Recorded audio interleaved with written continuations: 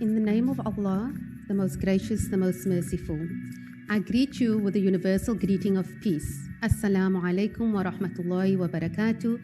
Peace be upon you and good evening to all our esteemed panelists as well as our listeners and audience from all over South Africa and the world. I am Fatima Isab and I will be your moderator in this evening's webinar titled Confronting Misogyny, Revealing Prejudices Against Women in Communities and Institutions. I wish to welcome everyone on behalf of the Al-Ikhlas Academia Library and Resource Center. As many of you will know, Al-Ikhlas Academia Library and Resource Center is the premier Islamic library in South Africa, stocking the largest collection of classical and contemporary literature. It is a site for intellectual stimulation where knowledge and technology intersect to create a social space that fosters creativity and learning. Throughout its existence, the library has endeavored to play an integral role in the academic and spiritual development of its patrons. The library has nurtured a long and involved relationship with the community and has come to be respected as an institution that embraces universal values of tolerance, equality, and democracy. This new state-of-the-art facility, which is based inside the academia complex at Islamia College in Lansdowne, Cape Town, caters to people of all religions and cultural persuasions. Literacy is the cornerstone of nation building, and in this regard, the library hopes to assist in reducing some of the challenges experienced by the youth so that future generations may benefit for decades to come. The webinar series run by the library is one of the many programs which cover highly relevant topics facing us on a local and global scale.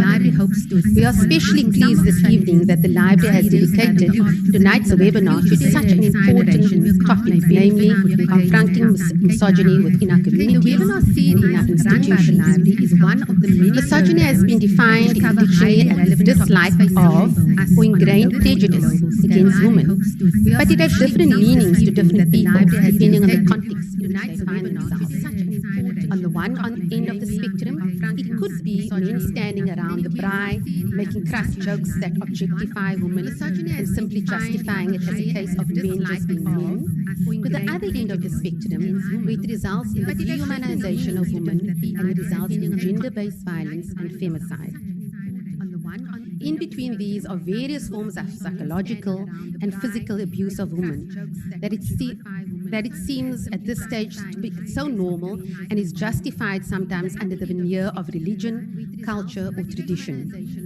And even though in South Africa, We have a very highly progressive constitution that guarantees gender equality as well as the safety and security for all.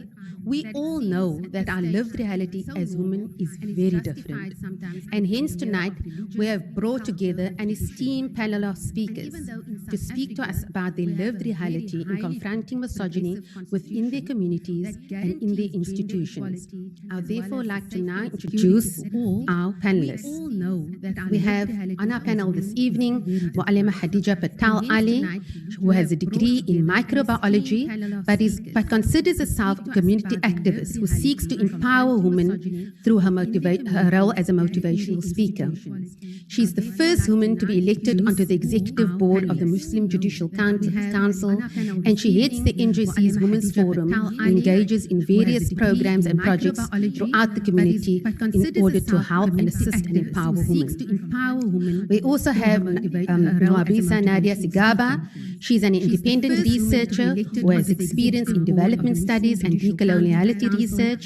She has written extensively on student movements in the country, dating back to the Soweto uprising.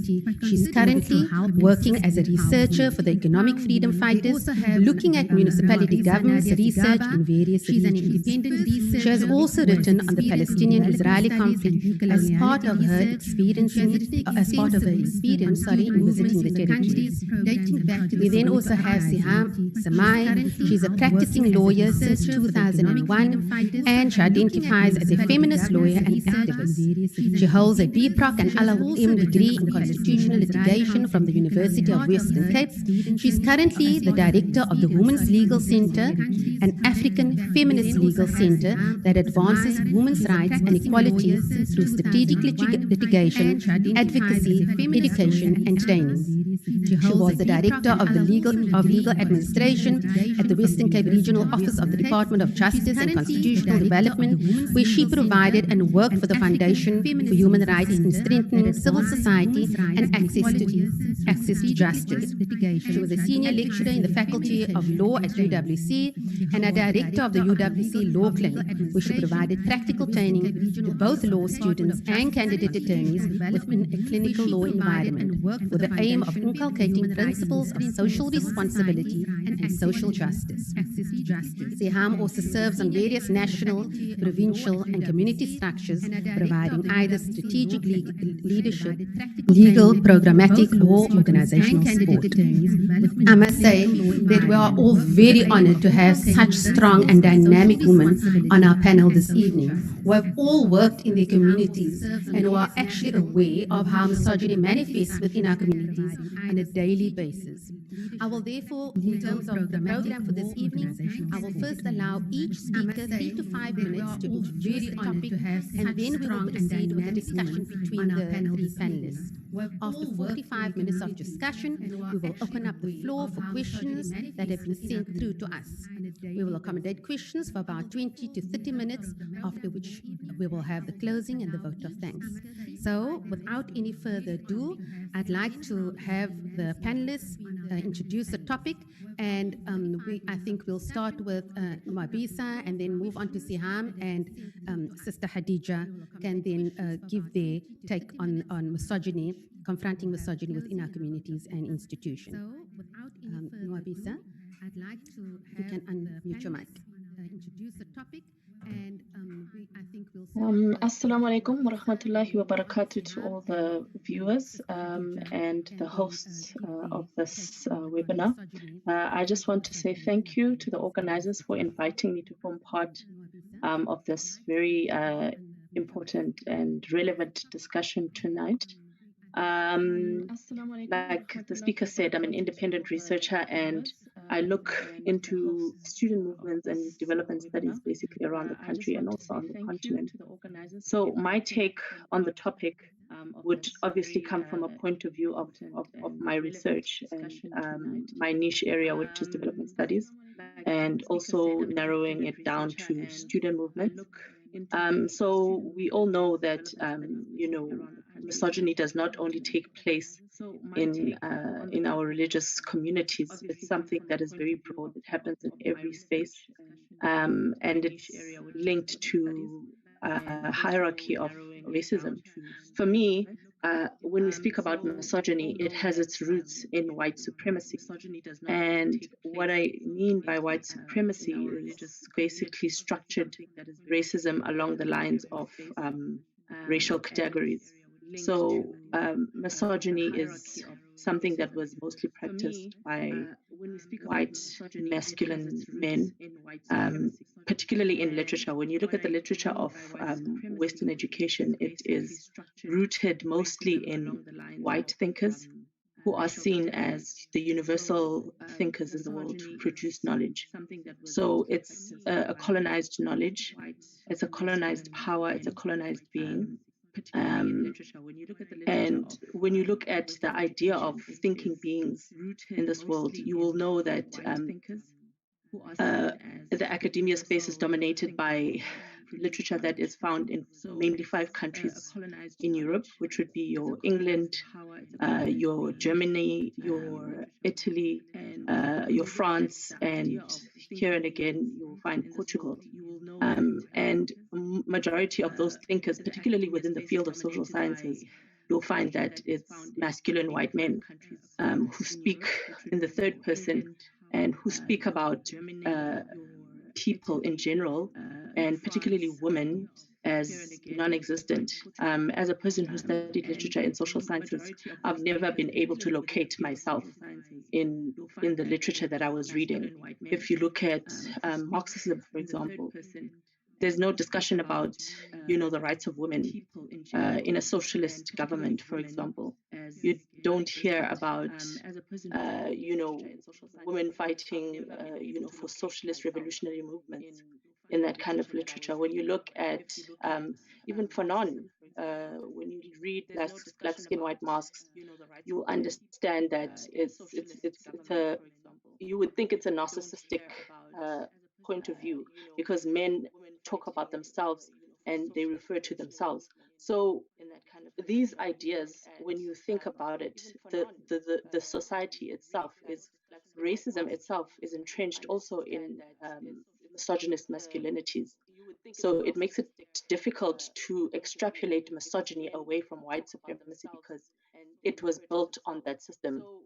White supremacy and capitalism are built on white misogyny, which is dominated within ideas, dominated within the institutions of higher learning.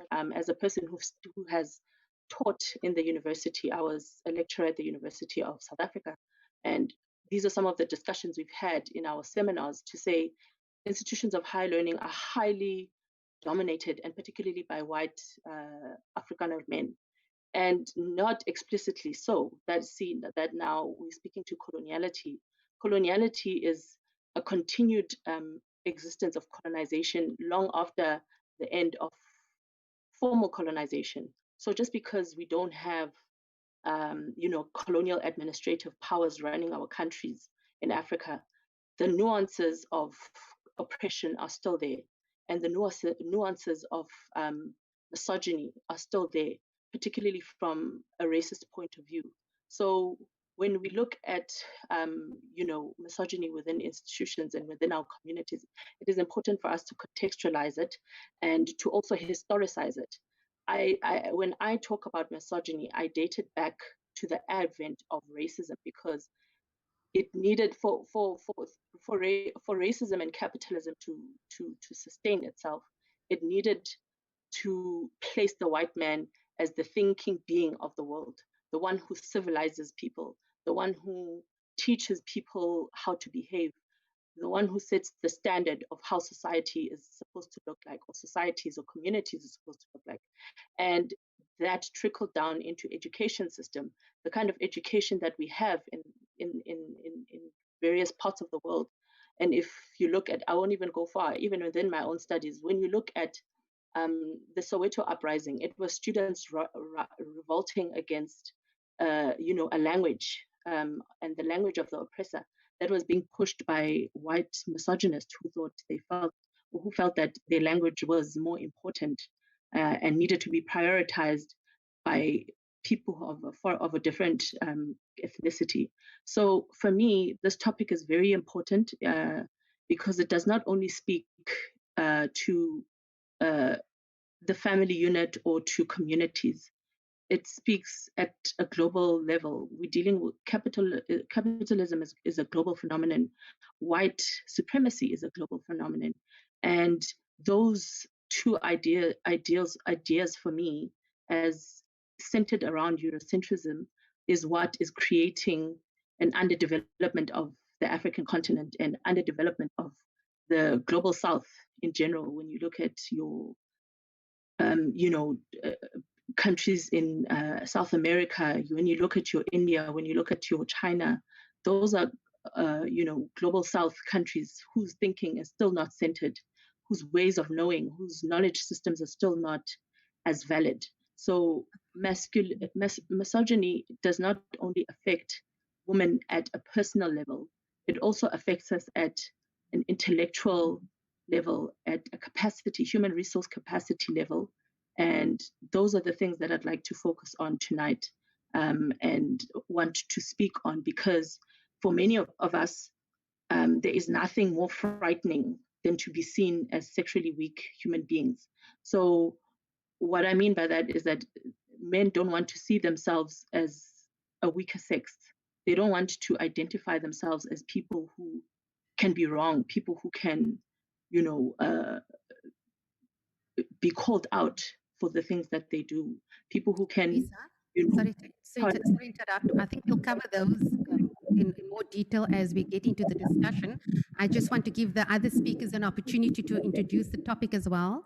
So if you don't mind, we'll get back to that. I made a note of your points of how misogyny has to be contextualized within the context of white supremacy, capitalism, and racism, and especially how it affects women on a personal level and at various spheres of society. And so we'll discuss that in greater detail. For now, can I ask Siham to unmute herself and to do her introduction on the topic, please?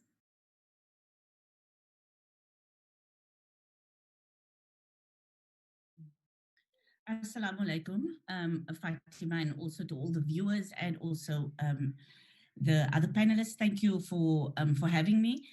Fatima, I mean, the topic in itself, I mean, the Women's Legal Center just came out of a constitutional court case, which related to Kwilani. And one of the arguments that we brought forward was that a misogyny or misogynistic hate speech is a form of violence. And we need to be able to situate it in that particular context. In addition to that, I think it's important to note that misogyny, or not just speech and action, it seeks to reinforce patriarchal control over women by, in different ways, as you've indicated, which is instilling fear or even insecurity, even threatening. It can be a form of degradation. It can be on an individual level. It can be to silence. And so there are many, many examples. And I hope that during this evening, we'll be able to unpack that, because what we have seen with violence, and we must call it out and say that misogyny is violence. And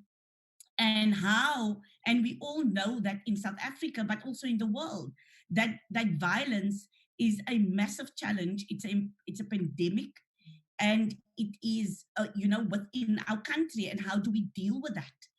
And when we move back into our communities, we need to be able to understand the different ways and mechanisms that misogyny actually manifests within our community. So I'm going to say again, I identify as an activist, but as a feminist activist, but also a lawyer. And my law is just there to, it's a form of it's a tool to be able to bring about social change. And we all know that when we speak about activism and feminism, can the courts also really be used as a way for social change? And we know that there's limited ways, it is limiting.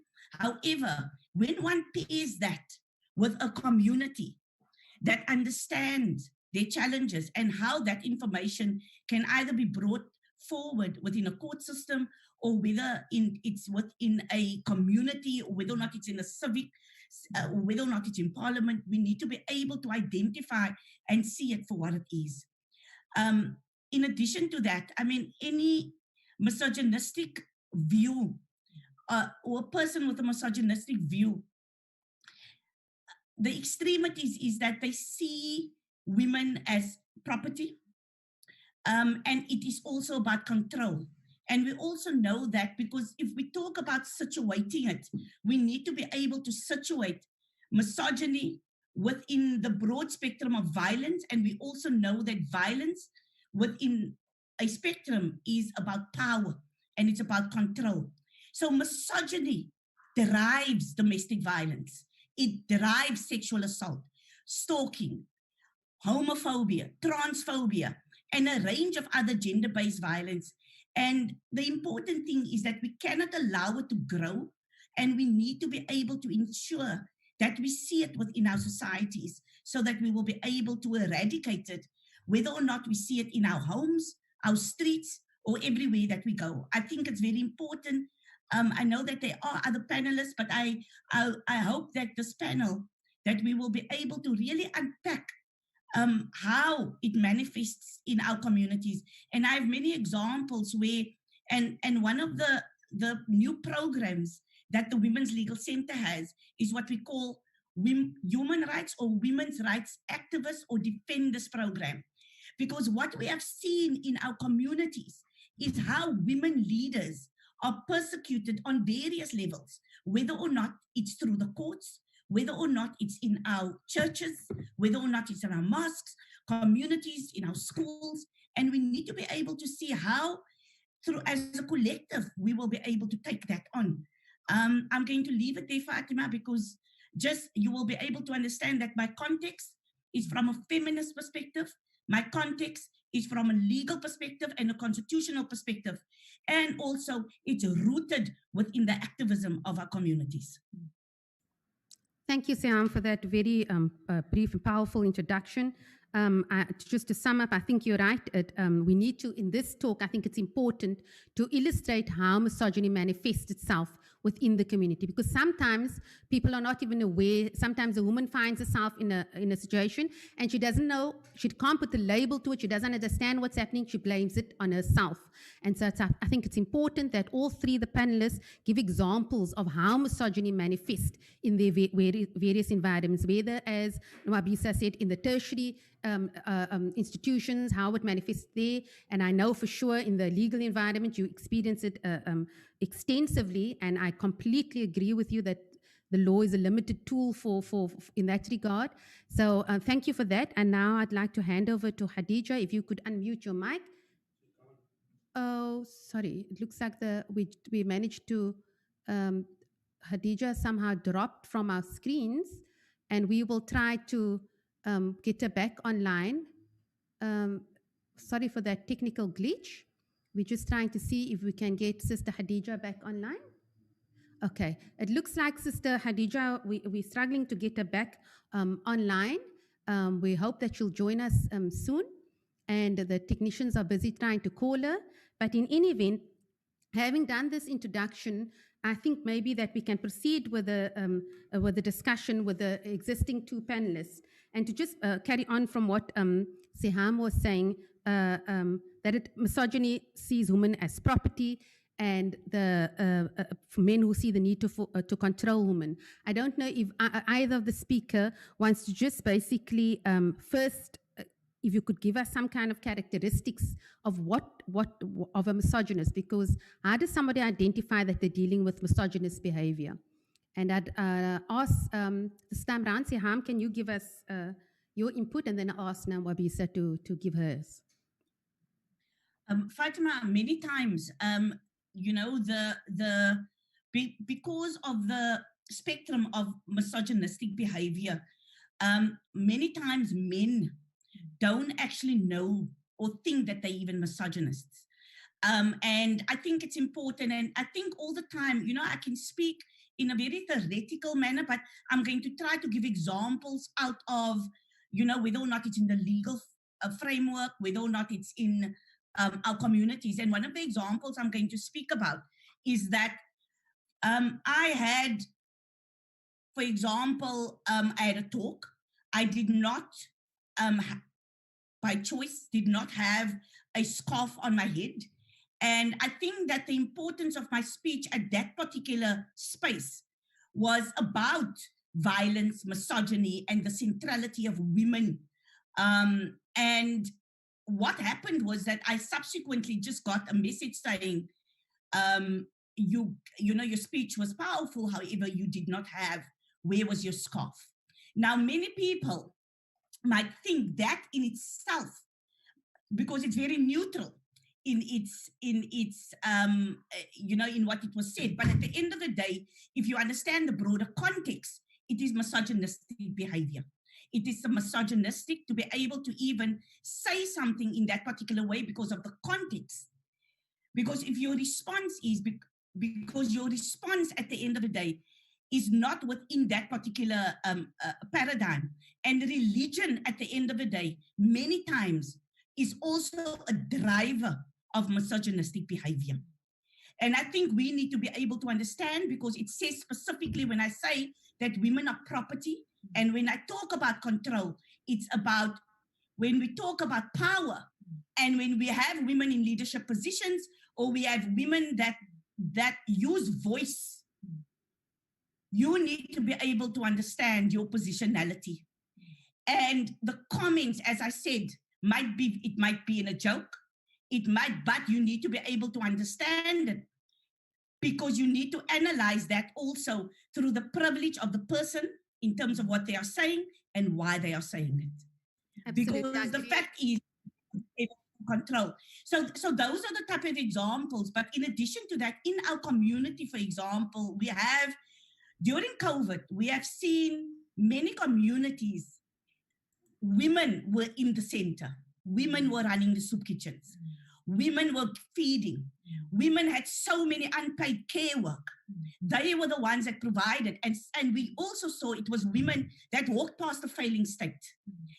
And they provided for the communities. But what do we see as the levels, as we move down? And as I always say, patriarchy is like a chameleon. You have a pushback from communities in relation to projects and programs that I would also say, even though these women would not identify possibly as feminists or whatever it might be, but it's the leadership role, and the pushback is, where's your permission? Was there consultation? What, did you speak to the authorities, etc.? And I think that is important, because we need to be able to identify what that pushback is within our communities, and we need to be able to analyze it from that particular context. Because women, at the end of the day, we know has been disproportionately discriminated against on a range of platforms. And misogyny is one of those subtle knives that's underlying, that keeps patriarchy, you know, on its axis, because you can't actually see it coming. Yeah, and we need to be able to understand how we deal with that. I think that's important that you've highlighted the role of power, control, patriarchy, and how that intersects with misogyny, Sam. And you've listed some very good examples, especially some of your examples that you cited about women being in the forefront in COVID, but then getting the kind of backlash that you've just mentioned in terms of issues around power and control. Sister Khadija is back online. So I'd like to ask her, sorry, Sister Khadija, we lost you there. Maybe you could give us your introductory comments before we started the discussion in your absence, but maybe you could just give a few, I'll give you a few minutes to give your introductory comments. Bismillah. My apologies. أعوذ بالله من الشيطان الرجيم. بسم الله الرحمن الرحيم. الحمد لله رب العالمين. The topic itself, confronting misogyny, it is broad, it is big. We are living in a challenged world.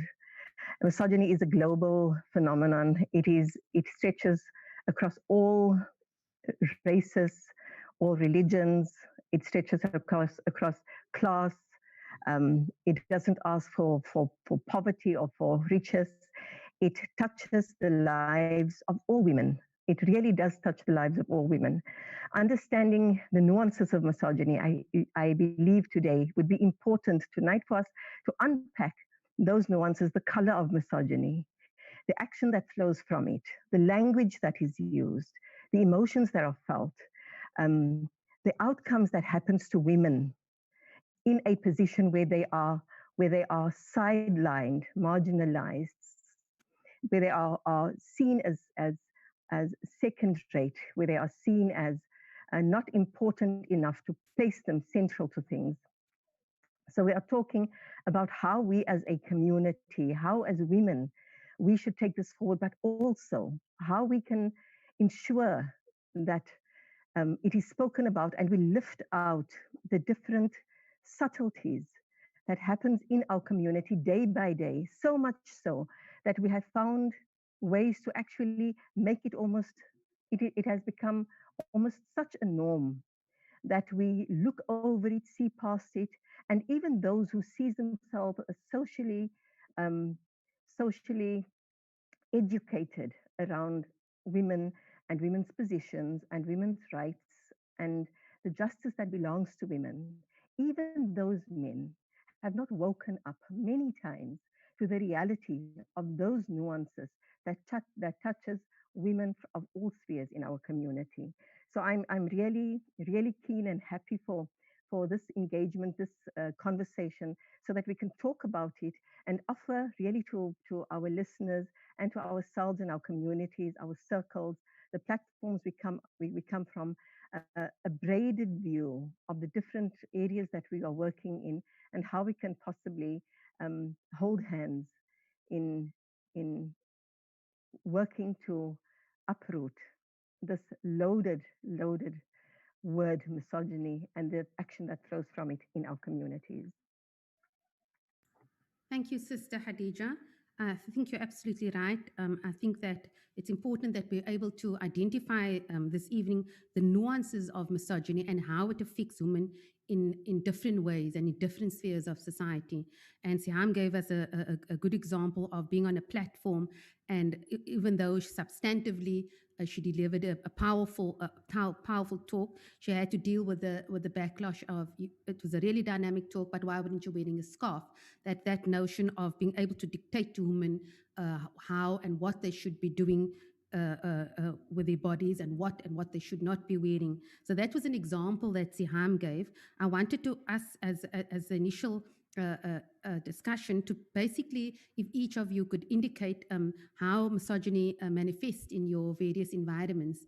And so Nwabisa specifically has worked very extensively in the environment of tertiary education. Maybe you could give us some examples of Nwabisa of how you've experienced misogyny within the tertiary institutions, but also within the movements that you've been part of.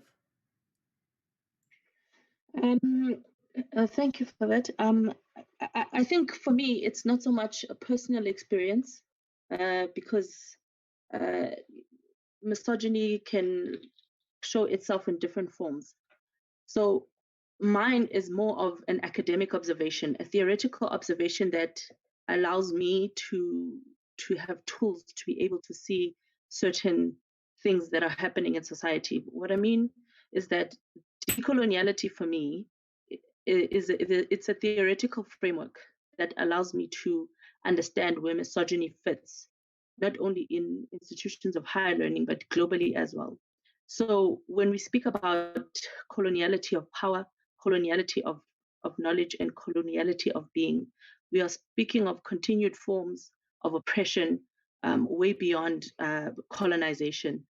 So there is subtle nuances of oppression that take place, and it's rooted in racism and sexism of the Western, theoretical framework. So Westernization, or what I deem as the Western university, has created an imbalance of knowledge systems. There's an imbalance because, like I said in my introduction, misogyny thrives because of systemic racism. It thrives because of white supremacy. Without these two concepts, there would be no misogyny. I don't want to ascribe misogyny to African culture or African cultures, because the mixture of Western knowledge with African indigenous knowledge dilutes matriarchy, and it enhances patriarchy. a lot of African historical civilizations and communities are rooted in matriarchy. So when I speak of misogyny, I speak of it from a point of view of understanding that it's rooted in white supremacy. Now, Bisa, Race, I have, yes. I have someone asking me here, Zaytoon on YouTube is asking, and I think it's directed at your introductory comments. I'm curious about the label white misogyny, as this phenomenon is rife across all races and societies.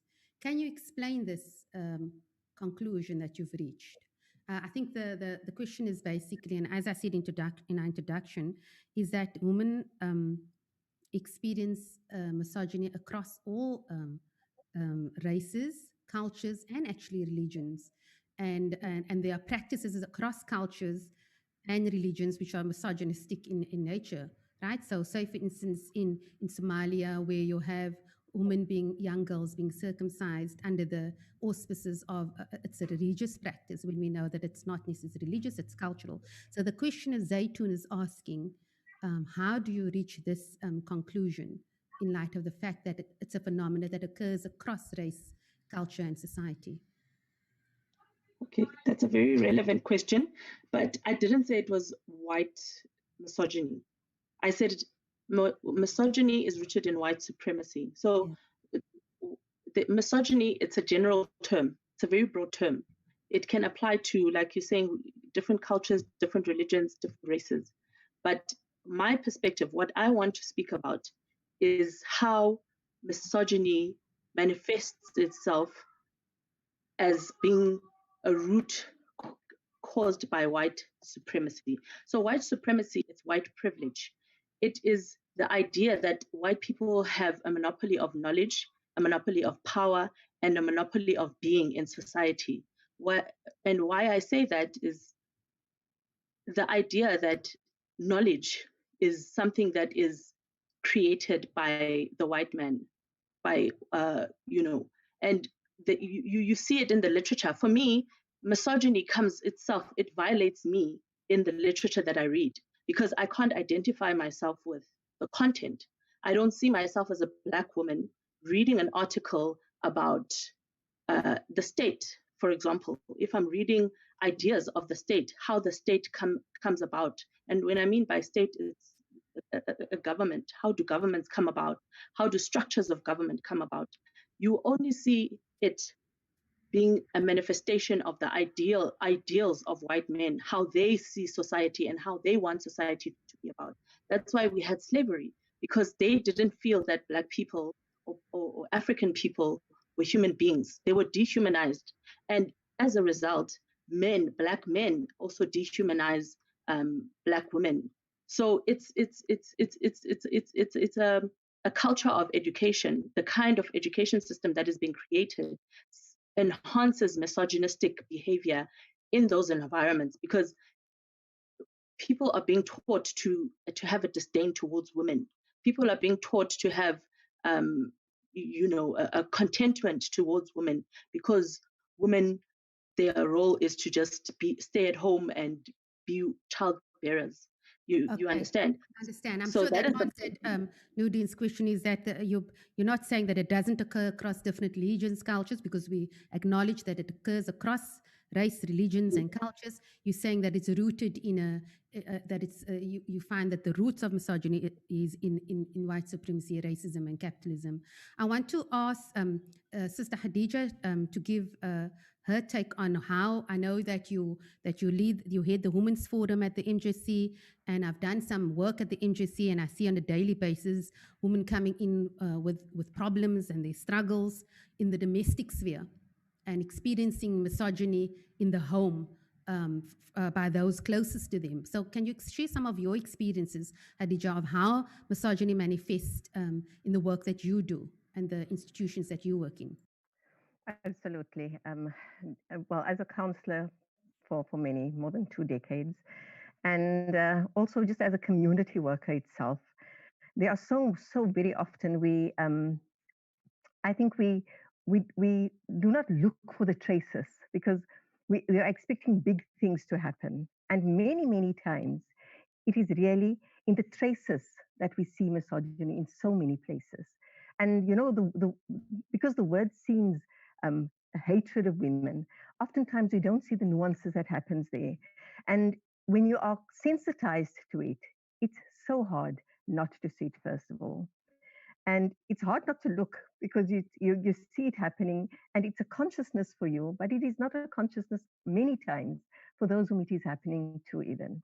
So I want to just bring it down to even if whether we speak in the domestic sphere, because it's oftentimes in those, the microaggressions really that are oftentimes normalized. And so I want to speak about specifically, um, we find ourselves in our home environment, where, and I speak about this with love and regard, because I think the conversation should be held with dignity and honor. So everybody sits around the table and we have meals, and who are the ones who gets up and clears the table? And it sounds like something so normal, so just it's what we do, and neither women nor men sees anything there. But in that very action, it says that women have been relegated. Everybody has had a long day, long night, but women have been given this chore, and the sisters as well, the daughters have been given the chore to do that, and the men sit and they have conversation at the table. Now, healthy homes, functional homes, this is sort of a thing that is happening. It's not something that is seen as. So this is one of the just unconscious nuances that happens in our community. Many other things as well, and we label it as stereotypes, but we should be sensitized within our homes, because in the other spheres of our lives, like, and I'd like to speak about the fact that women, and we can hear this everywhere. I think Siham spoke about a portion of this in the COVID area, how pandemic, how women had worked. But when we speak within our masajid, and yes, there are many masajid that have women on their structures. But within the masajid structures, how many more often women are the fundraising wing of the masjid, making you know being part of the decision making, and being part of what makes that community vibrant, is not part of where the women are necessarily involved. It's very real, it's very stark, and it is so needed for us to speak this, so that our women can be part of what creates the moral grain of our community, that they should be working at the levels that are needed for our community to grow and to heal through this time. We come through the apartheid era, we come through so many other things, and it is time that we wake up. Really, it is a time for both women, and I'm going to be politically very incorrect when I'm going to say this, but it is essential that we understand that even for women, and yeah, I'm going to speak to our sisterhood. Oftentimes we speak about the action and the flow of action from men, but even in our sisterhood, we make measurement, and we want to be at the helm of wanting to determine what kind of hairstyle, what kind of weight, and whether it is just up here, just in our mind, or whether it is that we're speaking within friend circles. It is things that happens.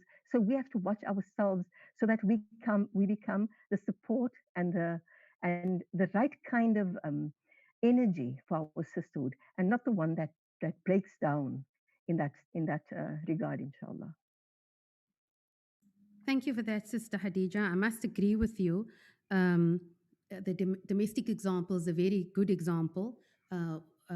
Women, I always say, if you're a working woman, you have two jobs. You have your job at work, and then you come home and you have to fulfill your role as a caregiver and as somebody who runs the house as well. And I read an interesting article, Noabisa, recently about how in academia, with COVID, how women are falling behind with research. Why? Because if they're working at home, they have to see to the needs of their parents, of their children, of their spouses. Inevitably, that's the role they take on. And so they're not able to produce as much research as their fellow male academics. I thought that was a very on the point. to just see some comments. I know I said I was going to bring in the questions afterwards, but here's some questions that and comments. Here, somebody, Soraya Iso says, to Siham's example, this behavior has been normalized for so long that men think it's their right to make comments such as this, where's your scarf, right? So people have accepted this, right? Somebody also asked, sorry, also to Siham from Melanie, how do we deal with men's resistance, which is also a form of violence because it's about shifting masculine power and privilege? That's directed to Siam. So before you answer, Siam, I'm going to put the question that I thought was directed at Khadija. Would you say, from Suraya, would you say that women in certain cultural groups perpetuate this behavior by entering a marriage and thinking or being told, maybe by their parents and society, that they need to serve their husbands? So this is to just Sam, I don't know if you just want to deal with your questions first, and then Sister Khadija, if you could address that comment and question about cultural norms. Siham? Yes. Fatima, I'm going to, like I said, I'm going to try to use examples. And I like what Melanie actually asked, how do we shift that?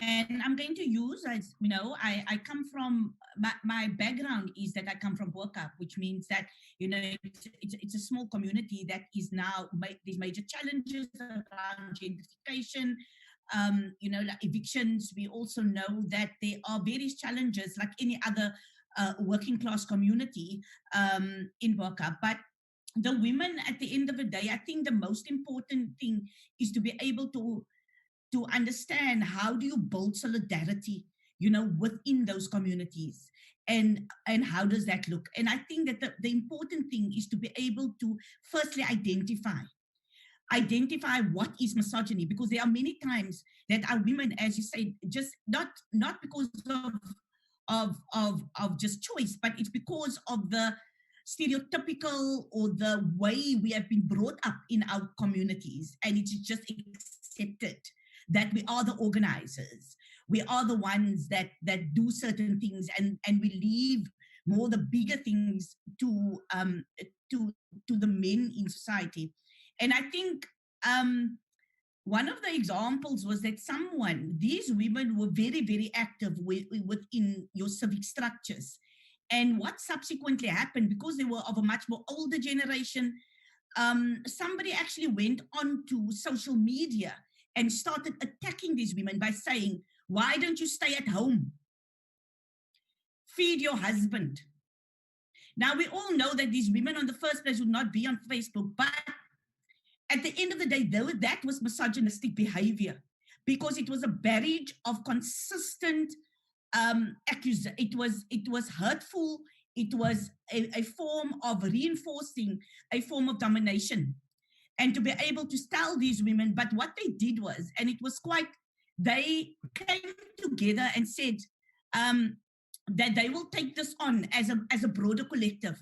And I think the importance here was that how did they take this on in their community? And to be able to, it's different. It's not in a patriarch. It's the manner to be able to approach it and to be able to ask and to say, but also to be very firm. And they were actually to a point militant, because they said, and we need to be able to push back, because we need to understand that patriarchy and misogyny, it's like a chameleon. And how do we be able to push back? And there will be times that we will need to be able to step up and to be able to say that enough is enough, and what do we do? And these women indicated with their pots and pans, if this happens again, they will actually, and I think many people will think that this is not the answer, violence don't, but at the end of the day, it's not that they did it, but they pushed back, and to be able to say this will be the next step. Another example in something that we're actually doing in court is how activists in communities are being attacked by politicians, by community members on a daily basis, and they use criminal injuria, they use defamation, they use interdicts to be able to silence women when they speak truth to power in their communities. That by using that legal mechanism is another form of misogyny, because it's about power and it's to be able to say, and these are the cases that we are actually also taking on, because we are saying that these misogynistic behavior of politicians at the end of the day it's harming our communities at the end of the day. Now I'm going to use on different levels. Then we have our case law that also speaks to, the different types of behavior. And sadly, I mean, the case that I have to use is the case of Sonke Gender that took Malema on in 2009 around the fact and the comments that was said in relation to the late Kwesi. And we need to be able to understand what does that mean and what did the court say at the end of the day? Because that type of behavior was hurtful, it was harmful, it was demeaning to women. That is what the court found, that the words could be construed as that. And we're talking about fairly neutral. I mean, people would think it's not actually neutral from a feminist perspective. When a woman didn't enjoy sex, she leaves the next morning. Those who had a nice time will wait until the sun comes out, request breakfast and taxi money. In the morning, that lady requested breakfast and taxi money. You don't ask for taxi money from somebody who raped you. And I think what was demanded was an apology, and people thought that can one actually, take those words? Can one go to the Equality Court? And they could, because the Equality Court heard the undisputed evidence that the words relied on was a generalization about women, a generalization about rape and consent. And this is how I'm trying to show you how misogynistic behavior or misogynistic hate speech moves and can move to an interpretation of rape and how women are seen in relation to rape, because the myths and the stereotype reinforces men's dominance and at the expense of women. That is an example of misogyny. And so I think that we need to be able to place it in different contexts. Yes, we have the women defenders in communities that is being taken on. Those politicians might not even think that they don't hate women, but their conduct and to be able to use a system to be able to silence women is a form of misogyny. And I hope that those three examples I'm trying to not just theorize, but to be able to just show how the lived realities of women are impacted on a daily basis by misogynistic behavior. I think those are excellent examples, right? And it speaks to the woman's lived experience. And I love the idea of the woman in Bookap basically taking on the powers that be and speaking truth to power. I think the point that I got there is important, is that women need to unify. They need to get together as a broader collective. They need to stand together and be proactive, and they need to speak truth to power. I think that's very, very important. And I think you're absolutely right about the examples that you've given are very powerful examples and speaks to the fundamental issues that we're dealing with here in terms of men using the power to subjugate women, right? Whether it's in politics, whether it's in the community structures, whether it's, as in Khadija mentioned, in our mosque structures. And that's another thing. I mean, you're absolutely right, Khadija. In our very often in our mosque exco, women are relegated to the fundraising, but it's time women actually, there are very few mosques where women actually have stood together and said, no, we want a voice, a stronger voice here, and as to how things develop and how things unfold in our community. And it's amazing, actually, if you see where women are at those decision-making structures, the massive difference that they make within their communities, as opposed to simply being subjugated to fundraising, or like these women in the Bookap, stay at home and stay in the kitchen and look after your husbands. Lots of questions are coming in, Khadija. Maybe you just want to briefly deal with that comment, and then I have to just... Your question was, would you say that women in certain cultural groups perpetuate this behavior? And then also, I think maybe, do you see polygamy as a form of misogyny? This is a comment by Rihanna. Women of color in South Africa and indeed globally do not have the same privilege and social capital as white women. White misogyny is white male assumption over the agency and voices of black women. So I think that is to Nawabisa. That's by Shanaz Ibrahim. Oops. My questions just disappeared. Okay, so Hadija, maybe you could just deal with those. I don't want it to be too long because I'd like to give every speaker an opportunity. Okay, just in terms of, would you say that women in certain cultural groups perpetuate this behavior by entering a marriage thinking or being told that they need to serve their husbands? First of all, we have to, for all of us, we know this, that life is really built on being educated, having the knowledge, by making sure that despite or in spite of where we are, that we are not ignorant of our own position. Oftentimes, it is easy when you do not know, somebody else will give you an indication of what it is that you need to do.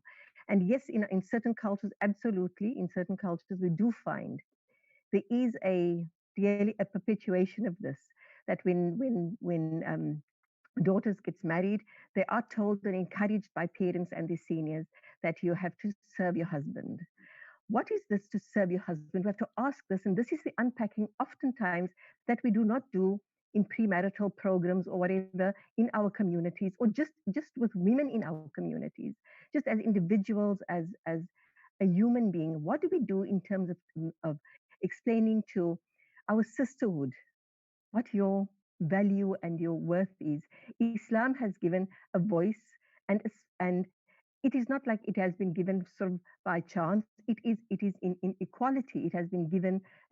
Islam has given a voice to women, and using when culture is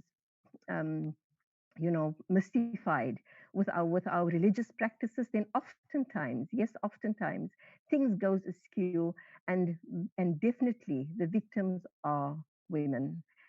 And then, do you see polygamy as a form of misogyny? I think we have to first unpack, the concept of polygamy when we speak in our communities, and I'm speaking Western Cape because this is where we are. It brings up a lot of pain and extremely deep harm to women when second and third marriages are gone into. So definitely, it leaves much to be desired in terms of um, speaking to the emotional impact it has on women. Whether polygamy is allowed in Islam, yes, it is.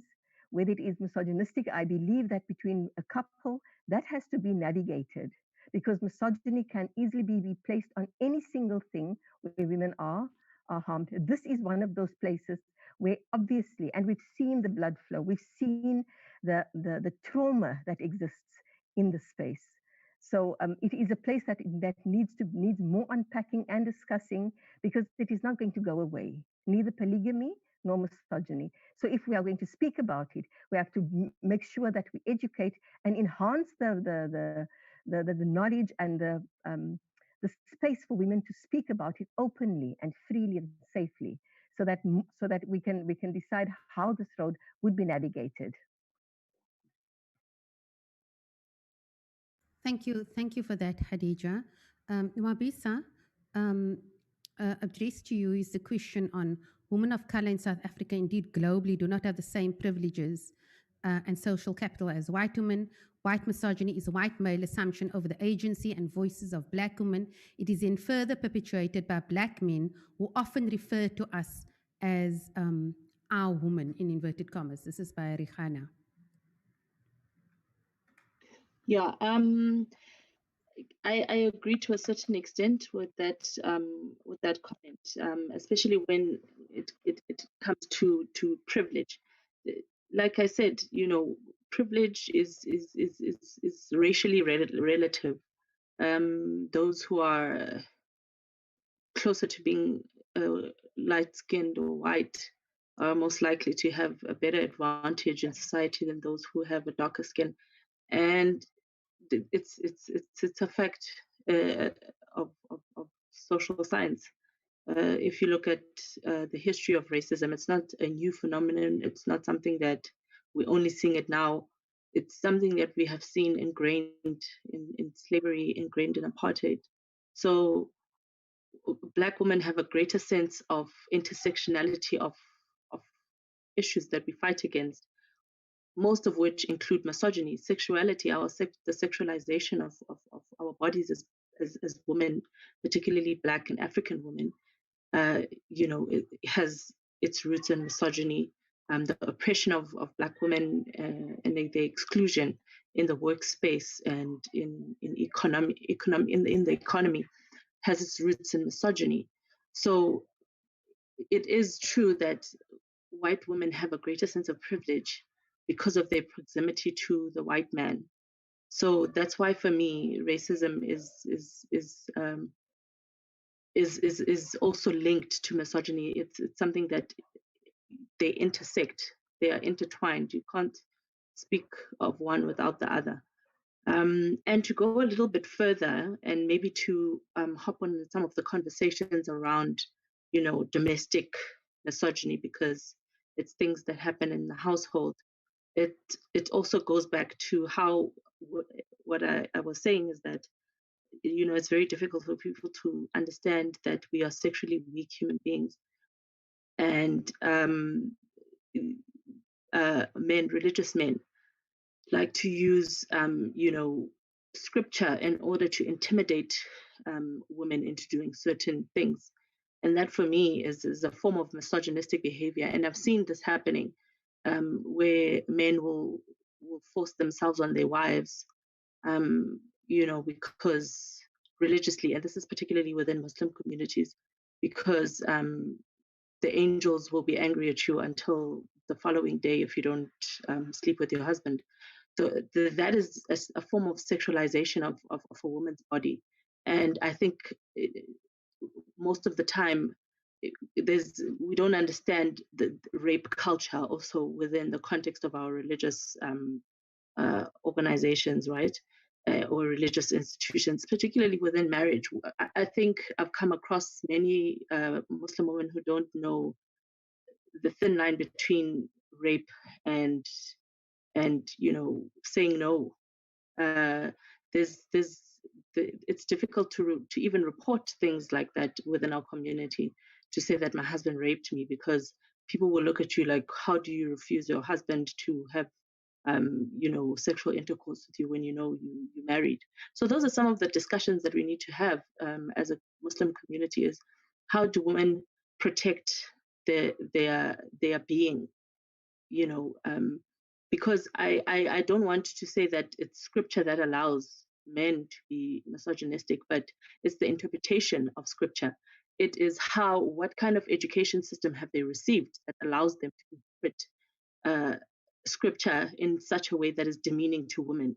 Because there are instances where religious men interpret scripture in a way that dehumanizes females in Islam, and it's something that's very rife within the Black Muslim community, because you see a lot of Black women leaving the religion because of that. They feel they are oppressed. They feel that they are being dictated to over their dress code, and it becomes a point of contention for them to continue with the religion, because they feel the religion itself is misogynistic or is patriarchal, and that's not the case. It's the interpretation of scripture, which is why I'm very dedicated to the idea of westernized education being the center of oppression, being the center of dehumanizing knowledge systems, particularly Islamic knowledge systems, African knowledge systems, and twisting them, making them look like they are patriarchal, they are primitive, they are backwards. But if you look at the history of the development of Western knowledge, you will find that it excludes women and even white women. That's why I said that it's the white man's way of knowing that creates this misogynistic behavior, that I think, therefore I am a human being.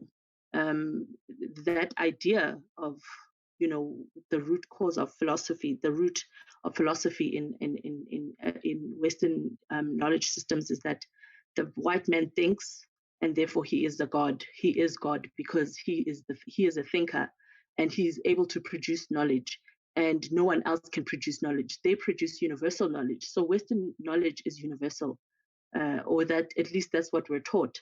Any other knowledge apart from Western knowledge is something that is primitive or that is relative to a particular group of people. So that's why we see these enclaves of knowledge. You'll see that African indigenous knowledge systems are set aside, Islamic knowledge systems are set aside, and the Western ideologies are dominating all over the show. So those are some of the things that need to be tackled, is to say, how do we allow or unpack the privilege that white people have and decenter them, and to be able to allow for a coexistence where men don't feel like they need to express their contempt of women, because it's like discrimination. The reason why I'm saying misogyny is systemic is because men have the power to oppress. They have the systems to oppress. They create systems. Even in madrasas, you find it happening where women are not given certain positions because they are women. You find it in the home space where the wife they have certain expectations of you being a wife, of taking care of the family, cooking for everybody, cleaning, and having those sorts of responsibilities that men don't share necessarily in the equal sense of the term. So we need to be able to look into the literature and unpack how do we have discussions around educating people in those institutions about misogyny and its negative impact in society, because it has psychiatric consequences. You find people suffering from mental illness, post-traumatic stress disorders, as a result of misogyny, as a result of patriarchy, as a result of oppression. Those are things that come with it. It's the same as slavery. For me, misogyny. Can I just sorry, I'm sorry to interrupt because I need to give the other speakers an opportunity as well. Yeah. I think you made some very valuable points, especially on the intersectionality between race, gender, religion, and culture.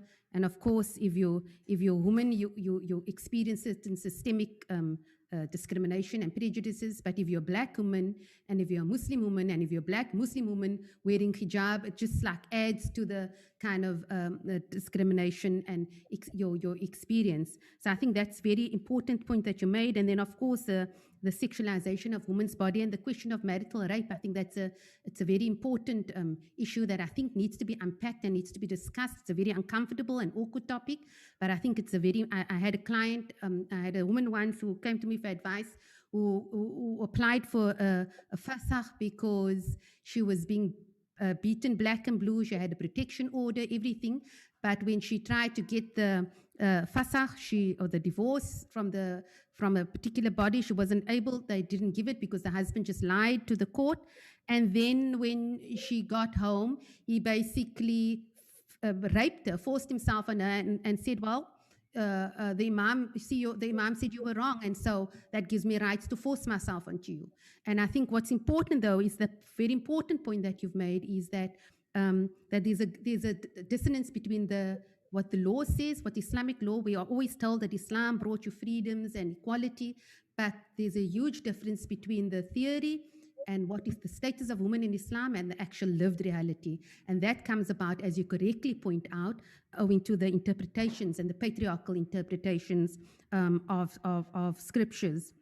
And so I want to ask, and of course, and that also, the point you made there about the dominant dehumanizing the knowledge systems, this all impacts on that on how knowledge is disseminated, interpreted, and applied. And so those are all very valid points that I think we need to follow up on as well. I just have a few questions, though, and I think I'll direct this at both Khadija and Siam. From a Najmunisa, Salam, how can we teach women to educate their sons about the values of women? Also about how sons can know more about their mother and the stages she goes through as a woman, a mother and a sister. Then Shabuddin has asked, how do men deal with religious precepts in various scriptures that they have superior role to play in the treatment of women? And Sister Najmunisa, we need to come to a stage where we teach people how to treat us. Love this discussion. And then also from Atya, I think the question was to Sister Hadija and Sister Siham about teaching and fathers and sons about misogyny. So Siham, I'm going to give you the chance to go first. If you can try and keep your answers as succinct as possible, because that gives every speaker an opportunity to then have their say. Thank you, Fatima. I think what was said was that the importance of actually identifying, cultural myths and stereotypes about women, and also the narrow way of how we see them and within communities, and how we see difference. Now, there's a lot of things that I'm saying in there, but I think it's very important that we need to understand, and I like what the Bisa did, was to speak about intersectionality. The fact is that we, as women, I mean, there are different levels of discrimination that impacts on their daily lives, and that is important. And how do we address that? How do we conscientize it? And I'm going to use examples again, Fatima. I know that one of the listeners asked about how do you teach your sons. But at the end of the day, I'm going to go to the root. I think, when I said earlier that I self-identify as a feminist, and I think it's very important because, that is also, feminism is also not hating men. It is to be able to ensure that it's equality, and also, I mean, there's many definitions, but at the root of it, it's to be able to see women and that they are human, and that women are central within all the communities. And we need to be able to identify that, because I know that at the end of the day, how do we improve women's social and economic status, and how do we enhance women's self-respect and also their power and ability to alter their own existing arrangements? And how do we do that? We can only do that through education, but I think it's very important. Fatima, just coming back, you would have noted that I did not say that I am a feminist Muslim, because that comes, it's very particular, and we need more feminist Muslim women that can interpret the scripture in a manner that that can speak to the challenges of violence, that can speak about misogyny, and that can also use the scriptures in a very particular way to be able to say that it actually speaks to equality, it speaks to dignity, it speaks to fairness. And we need to be able to do that. We need more women scholars that will be able to do that, and that can self-identify as feminist and also Islamic scholars. I think I am still, and I need to be honest, that even my own vulnerability is reflected here. Because if I call myself an Islamic feminist, the first thing that misogynistic males and will do is to be able to start testing my ability to start speaking about the scripture firstly, and secondly, whether or not how many times I can quote, how many times I will be able to speak about. And we need to talk about these things, because what Islam speaks about is about, it's about a value system. And what does that value system speak to, and how do we make that your particular reality? Because if we don't, because feminism at the end of the day, I would say, is the answer to be able to start pushing back in terms of misogynistic behavior. And Fatima, that is one example, because me being with my particular privilege, because also as a feminist, we also need to understand our own privilege. We need to be able to understand our own context and how we also contribute towards a sexist society. And how do we, in the most, I would say, in terms of what Bell Hooks says, how do we keep people accountable enough to be able to just keep their humanity also? And how do we do that? And I think that is what the Mu'alima was talking about. It's to be able to bring out those particular manifestations. But also in addition to that, when we talk about misogyny, I'm going to give examples again, because domestic violence is a form of misogyny. And when a man abuses a woman or its spouse, it's a form of misogyny. Whether or not you say, but you can hit your wife, it is even with a feather. That is misogyny. We need to call out that particular behavior because it is not what the means that you're doing it with, it is the control that you want to exert, and it's about punishing. That is exactly what you were talking about when the husband not raped his wife. That is misogynistic. It's controlling and it's punishing behavior. But when you have a police, then you go to the police station, and then the police says, I can't help you. This is a family matter. Go back to your husband, go speak to them. There must be something that you can do. That is misogyny. We need to call out this behavior because women, at the end of the day, the extreme part of misogyny is what? It's death. It is, we need to be able to understand women are killed in the name of misogyny. And what we have seen in our country is the high rates of femicide is driven by misogynistic and sexist behavior, because misogyny is an extreme form of sexism. And we need to be able to see it, not just because people think if you say it, it's just hatred. It is an extreme form of sexism, and sexism is a form of violence. And so a person who has misogynistic beliefs might not even know that they are misogynistic. I've said this before, but let's call it out. It is disdain, it is hostility towards women and in our societies. And then in addition to that, that disdain and hatred, we must never be able to ignore, because at the end of the day, it moves towards gender-based violence. And so we need to be able to examine the behavior of men in our society.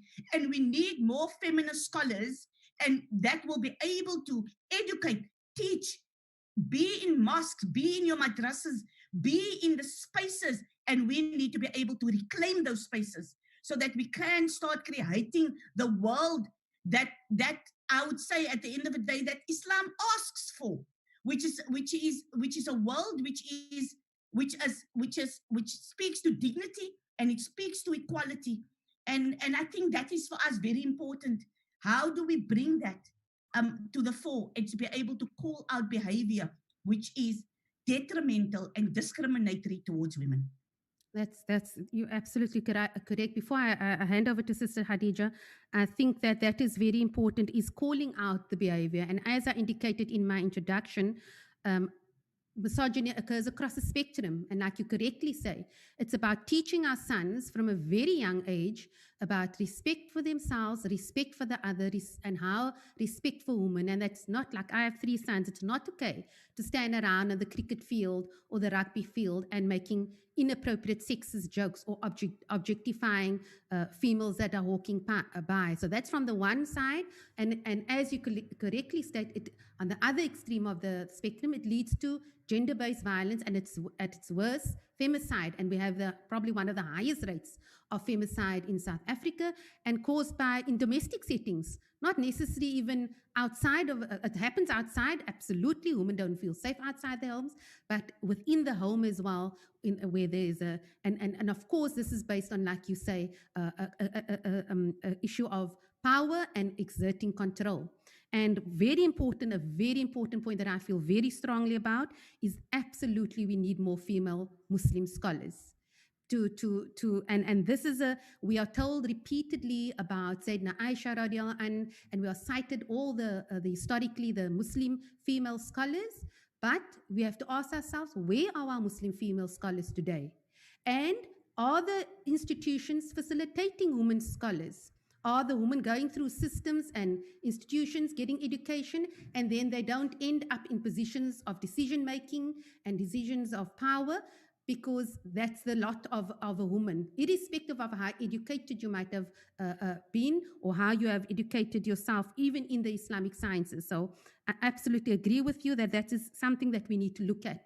How do we grow a body of strong female women scholars who can also interpret and apply the law that and show that the law is actually for what it is, namely about equity, about justice, and about mercy, because that's what the Sharia is actually about. So I think this is important, and it's about reclaiming spaces, whether it be in institutions of learnings, all decision making institution, where there's decision making in our communities and in society. It's about women reclaiming those spaces. So thank you for that, Siam. Sister Hadija, maybe you could also just give your take on that. Bismillah ar-Rahman ar-Rahim. There were so many things that were spoken, and I would absolutely want to first state that there's an unconscious bias, and no matter which way we want to look at this in our communities, in our society, oftentimes this was something that was spoken earlier.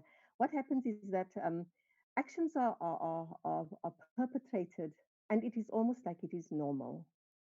So it is that the question that somebody, Sister Najmunisa, had about how do we teach our women? What was the question? Our just teaching about um, women to love themselves, and there was something else that was how do we teach our sons to about misogyny. The important thing is to unpack it first, because many times we're living realities where we don't even see it. It has become just part of our norm, and as much as we, in courts and at an academic level, because our lived realities are extremely painful, and it is of such a nature that our women finds themselves really um, at the receiving end of many different types of behavior that slices them down. So just in terms of when we speak to when we want to unpack this within our homes, in our domestic spaces, sit down and first see how we unconsciously or even consciously how we feed into bias of our sons, and see how we can unpack that, because it is yet at the end of all of this, it is a choice that an individual makes to have a certain behavior. To remove the concept of intellect from an individual means that we are saying that it is because of other factors alone. And coming down to the factor of GBV, this is our true reality. I mean, we know that it is, it slices through through all spheres. We know this, and we also know that it does not ask for any specific thing. Religion is not GBV is not the consequence of religion. GBV is the consequence of action of men who believes that they can. It it reeks of misogyny. So it offers us an opportunity to unpack this and to see how we are actually how we are becoming part of the problem instead of uh, being part of the solution. For our women, in terms of loving ourselves, that is a very complex one. We are fed by in different departments. We are fed by media. We are fed by what is expected of us by others, and we oftentimes believe that we are not enough. And because that happens, and it is within our day-to-day living, whether we are grandmoms, moms, daughters, it really doesn't matter. We do not see ourselves as this amazing human being first, and that we have been given the true right by our Creator to live in this dunya, and that we should live this dunya with purpose, and that there should be um, the flow out of our lives must be such that we offer ourselves and the sisterhood to work with these issues that are creating such vulnerability for our communities. Thank you, Sister Hadija. I think you're absolutely right. I think that's one of the most fundamental points, is that women have to learn to love and love themselves, and develop a strong sense of self-esteem and self-respect. Because the misogynist, he preys on women who have low self-esteem. He will identify his target, and he will move in when he sees there are insecurities or low self-esteem, and he then takes advantage of them. So you're right in that respect. Sorry? Yeah, I wanted to just latch onto our women scholars in our communities, Siham. We have amazing, really wonderful, very, very educated scholars of Deen that are women in our communities. What we need is that they need to be awakened to the realities that are facing us. Oftentimes, when our women studies Deen, they come home or they come into our communities and they teach Deen. But we have complex communities now, communities that needs a shift, that needs the information to be disseminated in a manner that lives our reality and places our Deen, because our Deen has not, the Deen is perfect. It is oftentimes how we disseminate this Deen that creates the issue. So the women are there, and it has just I've written it down here. It has brought to the fore for me the need for us to get our women scholars into the circles where we can discuss and unpack the issues that are at hand for most of our women in our communities. Thank you, Sister Khadija. From Sister Zubaida, just a comment. Well said, Nwabisa. Thank you for your very valuable points. And then from Rehana, maybe Nwabisa, this might be to you. It is not our responsibility to shift masculine power and privilege. We cannot control that which we do not own. We must start by creating safe, empowering, and celebratory spaces for each other. Also, at Siham, would you then say for the state to legalize polygamy is a step backwards, and how does this fit into cultural practices that have normalized into religious practices? And I'm going to put one more so that you can potentially answer together in your answer. Also, the hand that rocks the cradle rules the world, and yet the world is in chaos. Tell me how we can make the change cause it's a man's world, from Najmunisa. Nwabisa, maybe you could take the first one, and then and also the hand that rocks that rules the that rocks the cradle rules the world, Nwabisa, and then Siami, you can take on the next one. Okay, thank you to the listeners for that question.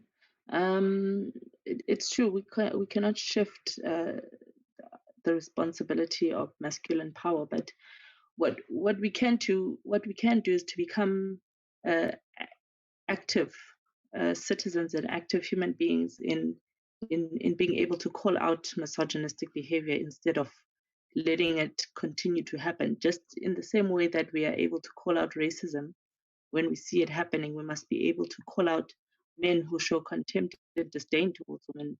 For example, when you see a man walking past and you see them looking at women in an appropriate way, it's very important for us to make corrections, to say you have no right to look at a woman in that way, instead of reprimanding women and telling them, well, they shouldn't have dressed in that way because they're calling attention to themselves. So we also as women need to be conscious of how we respond to misogyny, because our response also dictates whether misogyny continues or not, misogynistic behavior continues or not. In the same way that our behavior towards racism determines whether racism continues or not. So we need to also take back agency. We need to have agency as women about how we deal with misogynistic behaviors in our communities. But over and above that, I think it is very important for us as ex-colonized people to feed into studies and struggles in the past that have given us the tools to fight oppression. So when I talk about decoloniality, I'm basically talking about not tools of analysis, but tools of struggle, because we need agency. As women, we need to be able to develop movements for ourselves. And yes, feminism is a very strong movement, but it lacks certain elements of understanding intersectionalities that go beyond sex and gender. We have other cultural aspects that we need to look into. We need to look at the history, of feminism. It does not only start, in Europe. That for me, I find feminism problematic because it doesn't contextualize the struggle of women for emancipation. Because even in the times of the Prophet, peace be upon him, women were coming to him to complain about the misogyny of men, while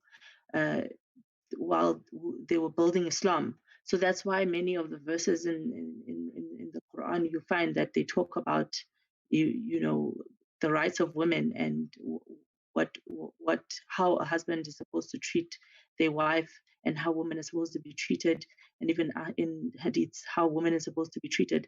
It is not to say that it was by chance because Arabs oppressed and even committed femicides against their women, but it is to show you that the Prophet, peace be upon him, wanted to do away with misogynistic behavior in his community. How when men were dominating them and treating them like objects that were for making children, and not having to own property and not having to own any inheritance, not having wealth. So we need to be able to look at those things and come together as women, and speak out against misogyny. But just as a parting shot, I would say that we need to not be afraid of, speaking about sexuality and forms of oppression that take place in our communities, in our institutions of higher learning, because if we don't unpack, if we don't dig up these things, it will affect other generations. The fact that we're still talking about misogyny over 1400 years after the Quran was revealed just shows that there's a lack of will from our religious leaders to change the status quo and to entrench, matriarchal forms of living, because women are nurturers by nature. We are good and the best at building societies. So those are some of the things we need to prioritize in our communities, is making sure that our girl children understand that they have and the ability to change the world. And also our sons need to understand that women are a very integral part of society and they need to be protected by any means necessary and not to be treated like objects. So that would be my parting shot. Thank you. That was excellent. I think it's very important what you've said, that we need to conscientize ourselves and we need to be conscious about how we respond to misogyny. But very importantly, you've also identified the fact that we need, as colonial people, we have to feed into not only studies, but tools that were used in the past to fight colonialism, to fight apartheid. What were the forms of resistance, right? And so you were involved in the roads must fall and fees must fall. What are the mechanisms and the tools that you use, because they were successful in achieving certain objectives? And maybe we should be looking at what the strategies were, whether it was against the apartheid regime, whether it's against against colonialism, and utilizing those same tools, coming together as women and utilizing the same tools to address issues like misogyny and sexism. So that, I think, is very important. And of course, the need for agency as women, we need to address that as well. And then I love the fact, the point that you make is absolutely true, that many cases, the woman came to they were very bold, and they'd come to the messenger, peace be upon him, and they'd complain in various, we don't have enough time to go into the various scenarios, but the Arab society at that time was a patriarchal society. It was a highly patriarchal society where women were objectified.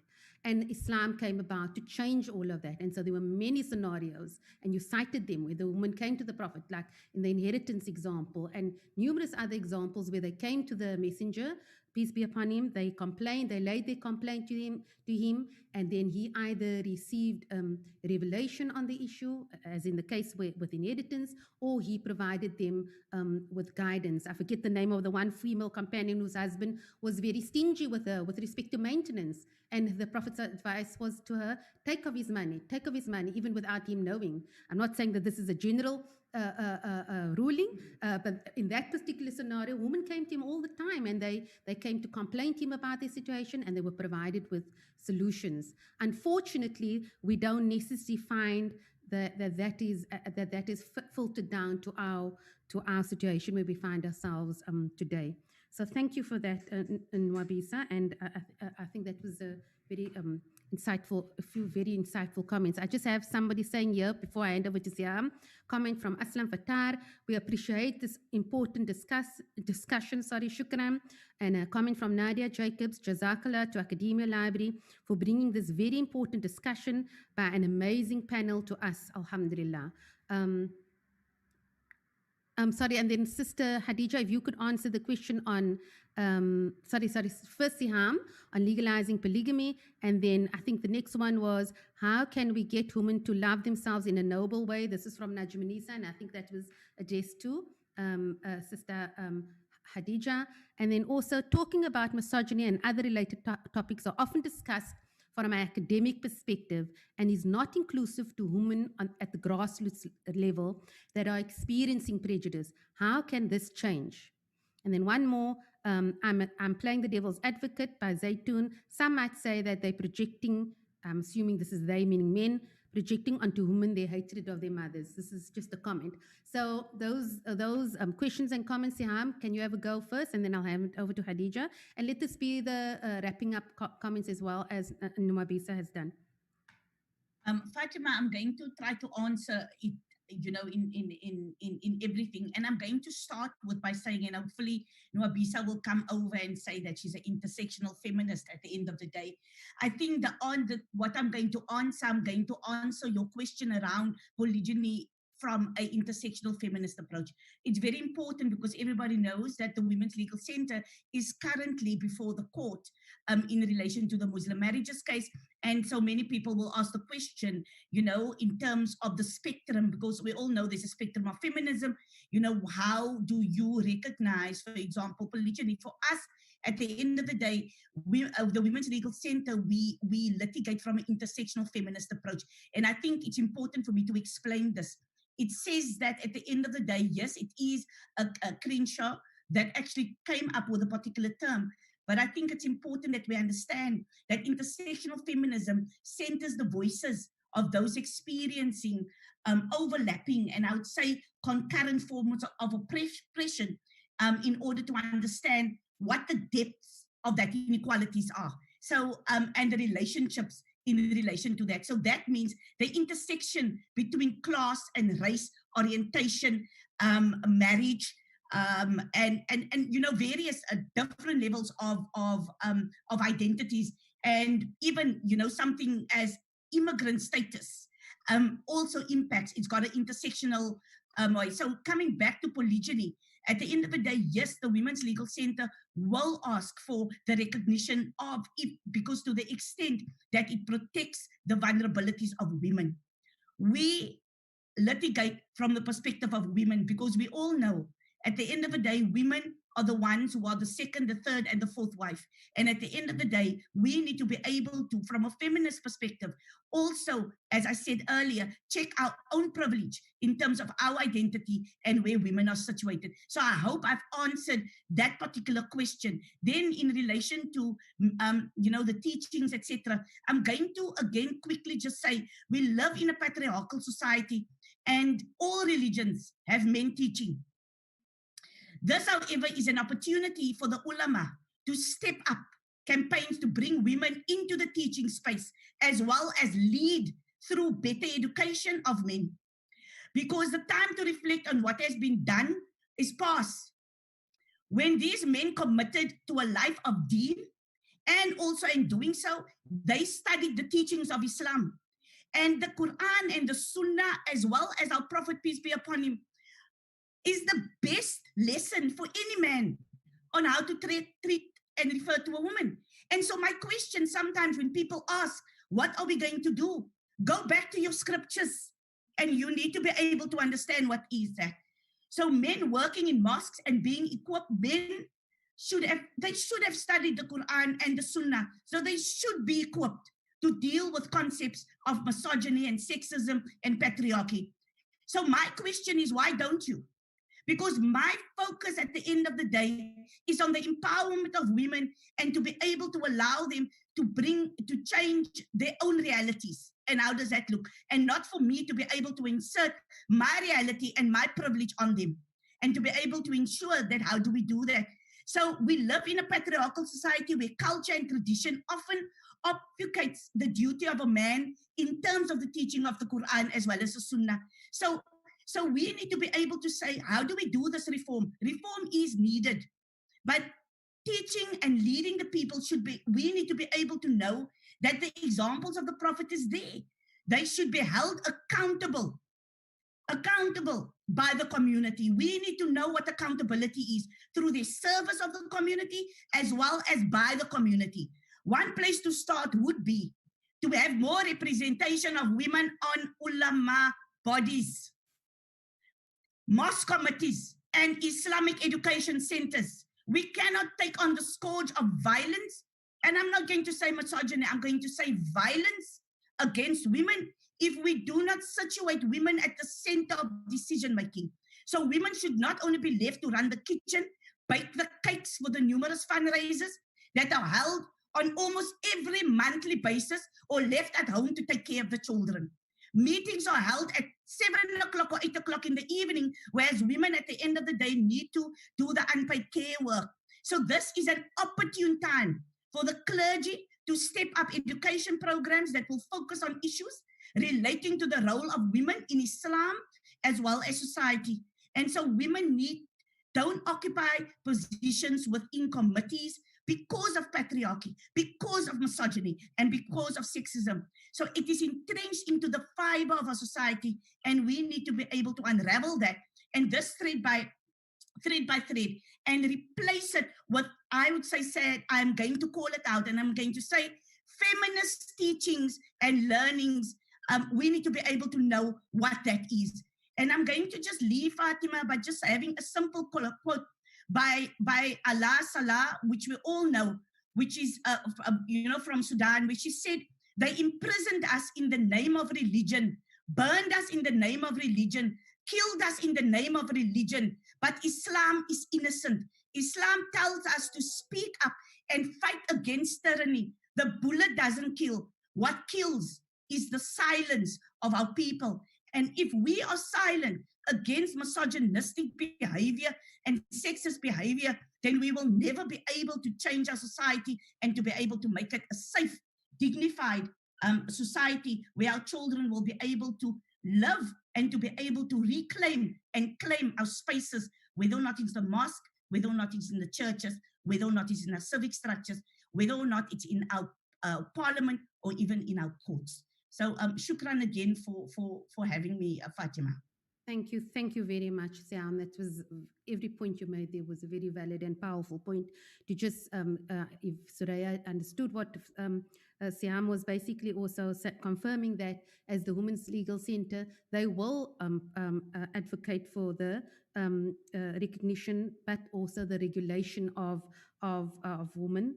Of polygamy. And why? Because it happens on the ground. It's a reality for women, and we need to ensure that there's laws to protect these women who are in polygamous marriages. And then very importantly, that she's made the point that we do live in a patriarchal society, and that what's important is that the message out there, the takeaway message is, and I agree with this, is that ulama and scholars need to bring women into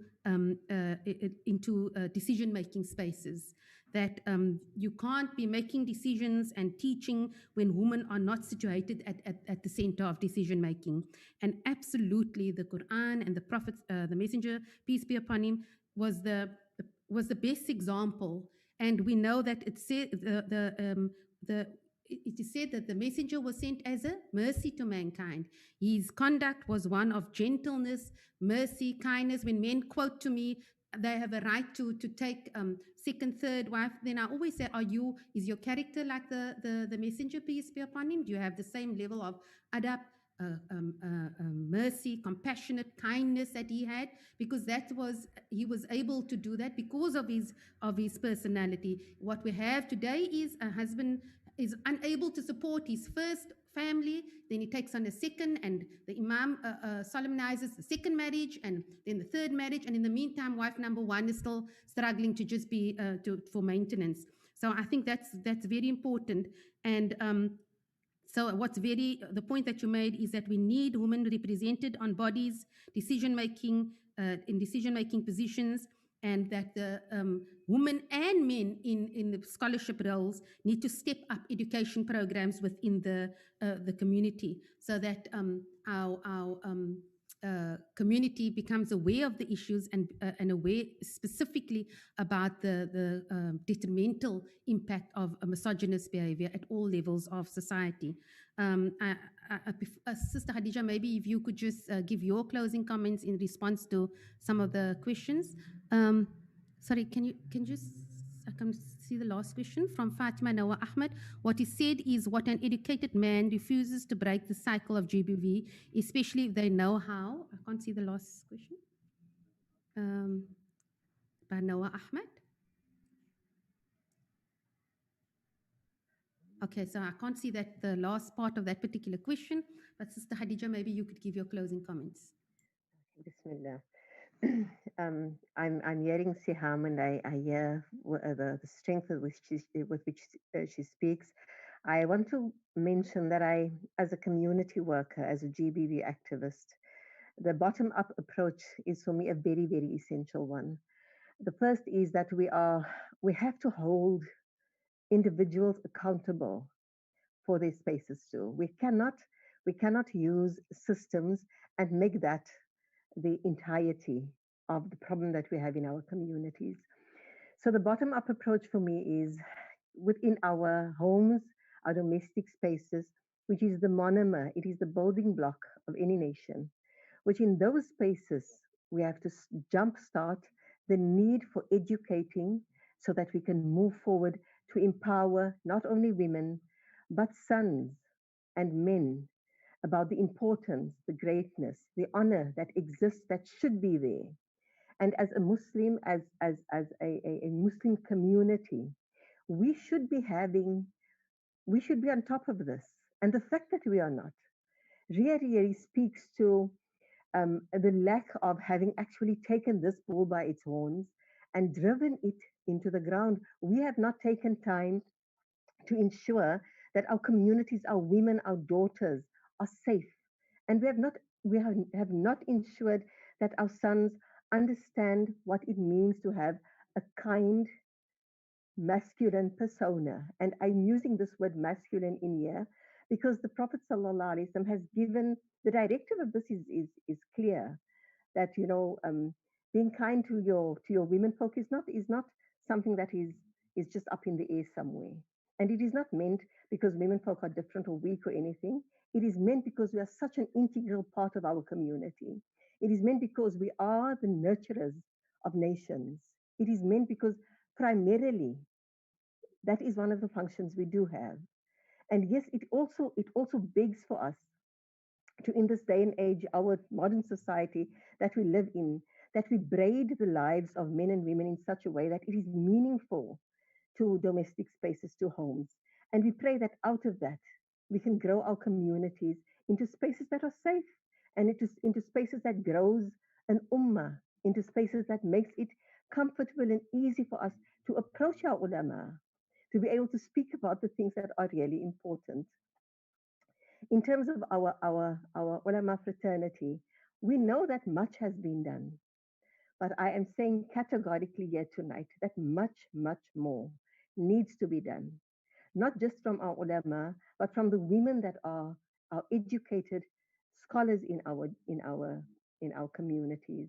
It begs of us to really jumpstart this cart and make sure that we as a Western Cape community becomes forerunners in ensuring that we will use what we have, the resource of education and knowledge and ilm that we have in our communities, that we will become the steering wheel for us to lift out misogyny and to stamp it where it belongs, under our feet. Ameen. Shukran. Thank you, Sister Khadija. Yes, of course. I think that to answer that questioner's approach of the grassroots level, you made the very important point that the bottom-up approach is very important, because from the level of the family, which is the foundations of society. We need to be able to educate members of the family, but especially you make the very important point about teaching our sons about the honor and respect that they should show a woman, but also teaching our boys and our young men the more gentle masculine persona that seems to be lacking within the male child, and resulting in eventually misogynistic tendencies.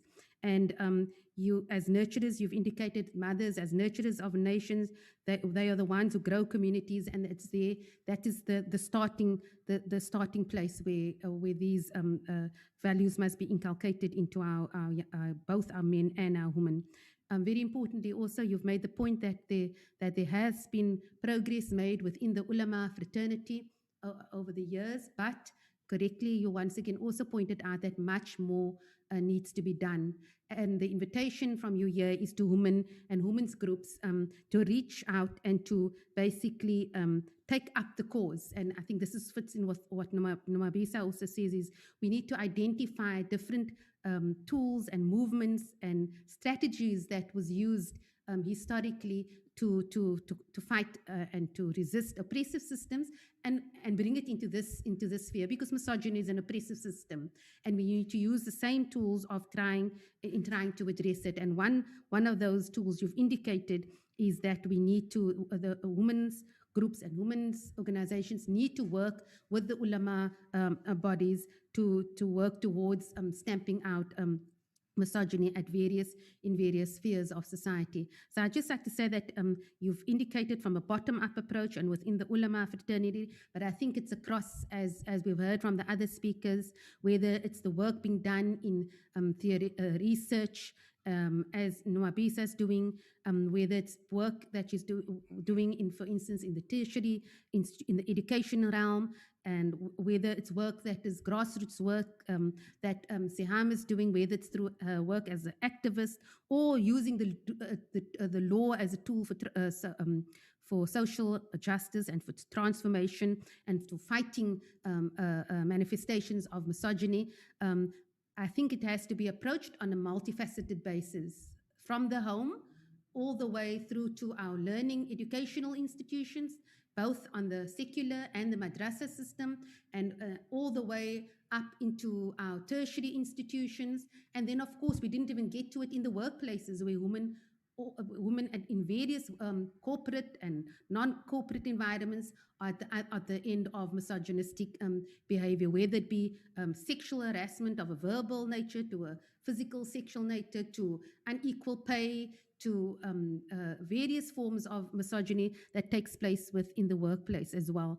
And I think it's important that we, as a community, we first of all recognize that we have this problem, that it's a real scourge within our community, misogyny, and it takes place, it manifests itself in different ways, as each of the speakers have illustrated, and that we have a responsibility as a community, not only as women. It's important that we work together as a community to eradicate this scourge that is not only, I think, within our community, but in the broader South African community, and what women experience worldwide, as we could see with the Me Too campaign. So I think it's important that we take up I think this was just the first of a webinar, and I hope a lot of the speakers, the comments are coming through about, unfortunately can't take any further questions, but people are very appreciative of the fact that it's actually being discussed,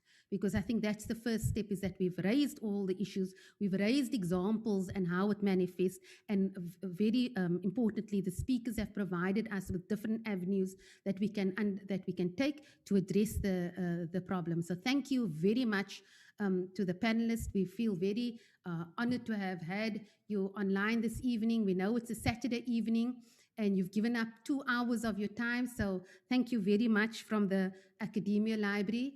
And we pray that you continue in the excellent work that you're doing, whether it be in your research work, your activist work, your legal work, your social social counseling work within your organizations.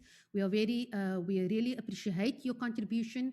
We are proud of you as strong Muslim women who are all making a very positive impact in the community. We know you're very busy, and so we really appreciate you having come on board this evening as panelists. So we'd like to thank you for that. And then also I'd like to thank various people who have contributed to the efficient running of this webinar. Shanaz Ibrahim Giri, for all the great work she does in coordinating the webinars for the Academia Library.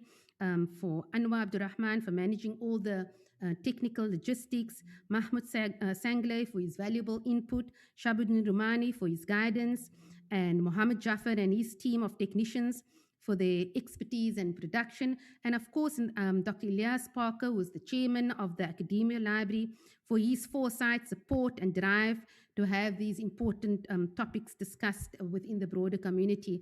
Dr. Ilyas conveyed his apologies. He's traveling at the moment, so he couldn't be here this evening, but he wanted me to thank especially the panelists for coming on board this evening. And we hope that this is not the end of it. We hope that in different ways we were able to work together in the future on various projects. So thank you very much once again. And once again, I greet you with the universal blessing of peace. Assalamu alaikum, and good evening to everyone who have been part of the webinar this evening. Thank you. Take care.